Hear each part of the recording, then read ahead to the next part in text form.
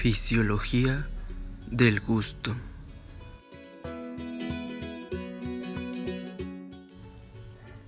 La sensación gustativa se produce por el estímulo de receptores específicos que están distribuidos por la cavidad oral. Para que se produzca dicho estímulo, es preciso que las sustancias químicas entren en contacto físico con el receptor.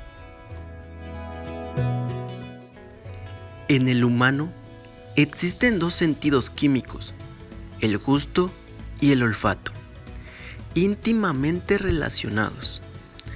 El gusto de los alimentos y la interpretación de los distintos matices de los sabores se ven influenciados de manera directa por la percepción olfativa. Los movimientos del bolo alimenticio en la boca hacen que se estimulen receptores de distintas regiones de la lengua y junto con los movimientos deglutorios se genera un flujo aéreo retronasal que aporta información olfativa complementaria. El gusto es el sentido que nos permite identificar los sabores en los alimentos. El órgano principal involucrado en la percepción del sabor es la lengua. Esta está cubierta de papilas gustativas que contienen los receptores sensoriales para el sabor, los botones gustativos. Los receptores gustativos están distribuidos en distintas áreas en la lengua, aunque también existen zonas extralinguales en las que podemos encontrar sensibilidad gustativa, como la epiglotis, el paladar y paredes de la faringe, entre otras. La unidad funcional del sentido del gusto es el botón gustativo. En el adulto se encuentran en un número aproximado de 5.000, incrustados en el tejido estratificado, ausentes en la zona central del dorso lingual. En el niño son más numerosos y con una distribución más amplia, ocupando el dorso de la lengua, paladar y mucosa yugal. Cada botón está constituido por células de soporte y células gustativas. Las células de soporte forman las paredes de un habitáculo con una apertura circular o poro gustativo.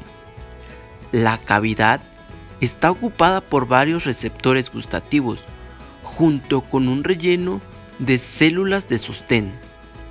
A través del poro gustativo, las sustancias disueltas en la saliva entran en contacto con las células receptoras. En la lengua, los botones gustativos se agrupan formando papilas de distintos tipos, filiformes, fungiformes, foliadas y calciformes. Las papilas calciformes son las de mayor tamaño y las más especializadas. Se localizan en la parte posterior de la lengua, formando la V lingual, en un número variable de 7 a 12. El número de botones gustativos depende de la edad, presentando alrededor de 270 en el recién nacido y descendiendo aproximadamente al centenar en individuos mayores de 75 años. Dichos botones se localizan en las criptas o surcos que forman las papilas, principalmente en su cara interna. Las papilas foliadas se organizan en pliegues paralelos dispuestos verticalmente en los bordes laterales de la lengua, por delante del pilar amigdalino anterior. También varían con la edad, siendo rudimentarias en el adulto, mientras en el recién nacido y en el niño son evidentes. Las papilas fungiformes Se distribuyen fundamentalmente en la punta y los bordes laterales de la lengua. Constan de 3 a 12 botones gustativos que se abren en la cima de dichas papilas. Por último, las papilas filiformes. Son formaciones crónicas que cubren aproximadamente los 2/3 anteriores del dorso de la lengua y generalmente no contienen botones gustativos. A diferencia del receptor olfativo, las células gustativas no son de origen nervioso, son de origen epitelial, por lo que están sometidas a un continuo proceso de recambio celular de unos 10 días de duración. Se han identificado al menos 13 posibles receptores distintos en las células gustativas, receptores de sodio, de potasio, de cloruro, de adenosina, de inosina, de sabor dulce, de sabor amargo, de glutamato y de hidrogeniones. Estos receptores se han agrupado de un modo práctico en 4 categorías generales, denominadas sensaciones primarias del gusto: agrio, salado, dulce y amargo.